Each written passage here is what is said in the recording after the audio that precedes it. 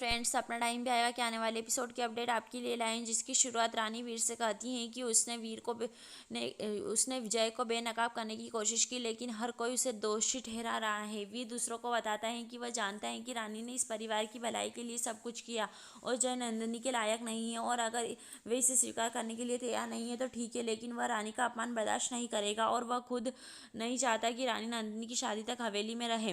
रानी सोचती है कि वीर यह सब क्यों कर रहा है, और अगर वह चली गई तो वह शादी कैसे रोक सकती। वह उससे कहती है कि वह हवेली नहीं छोड़ सकती। वह उससे कहता है कि वे नंदिनी की शादी तक हवेली में नहीं रहेंगे और हवेली छोड़कर चले जाते हैं। वे अस्पताल पहुंचते हैं। रानी सोफे पर बैठने वाली होती है, लेकिन वीर उसे यह कहते हुए रोक देता है कि वह वहां बैठने से पहले अनुमति ले। वह उससे पूछती है कि उसे किसकी अनुमति लेनी चाहिए।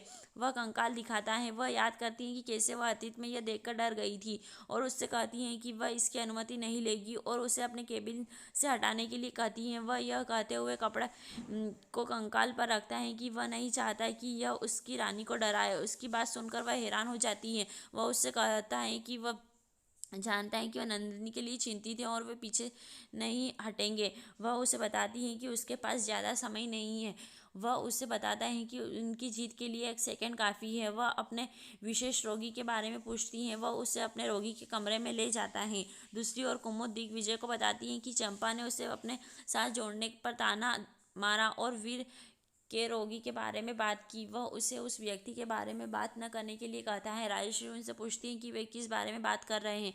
दिग्विजय नाराज हो जाते हैं और वहां से चले जाते हैं। कुमुद उस मरीज का चेहरा देखने का फैसला करती है। वीर रानी से कहता है कि उसे सच में ऐसा लगता है कि उसके मरीज के साथ उसका कोई नाता है। रानी मरीज को नाम देती है। वह उसे बताता है कि कोई भी विश्वास नहीं कर रहा है कि उसका मरीज ठीक हो सकता है। वह उससे कहती है कि सब ठीक हो जाएगा। वह कॉल लेने के लिए कमरा छोड़ देता है।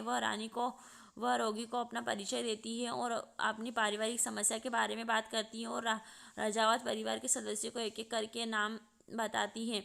वह मरीज के हाथ की हरकत को देखती है और वीर को बुलाती है। डॉक्टर रोगी की जांच करता है और उन्हें बताता है कि रोगी प्रतिक्रिया दे रहा है। वीर रानी से अपने केबिन में इंतजार करने को कहता है। वह वीर के केबिन की ओर बढ़ती है और रामाधीर का फ़ोन उठाती है और उसे नंदिनी और जय की शादी के बारे में बताती है। वह एक वार्ड बॉय को देखती है और महसूस करती है कि जय उससे अतीत में मिला था। विक्रम वीर के फैसले के लिए राजश्री को जिम्मेदार ठहराता है। वह उसे ओवर रिएक्ट न करने के लिए कहता है, क्योंकि वीर ने हवेली छोड़ने का फैसला किया। वह दिग्विजय से पूछता है कि बाद वाले ने वीर और रानी को क्यों नहीं रोका। फिर वह राजमाता से पूछता है कि वह उन्हें हवेली कैसे छोड़ सकता है।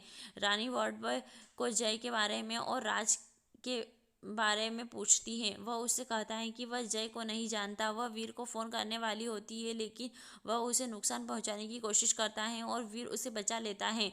वह वीर से कहती है कि वह वार्ड बॉय जय का साथी है। वार्ड बॉय कुसुम के बारे में बताता है और उसका विवरण भी देता है। यही एपिसोड समाप्त होता है। आने वाले एपिसोड की अपडेट जानने के लिए मेरे चैनल को लाइक एंड सब्सक्राइब कीजिए।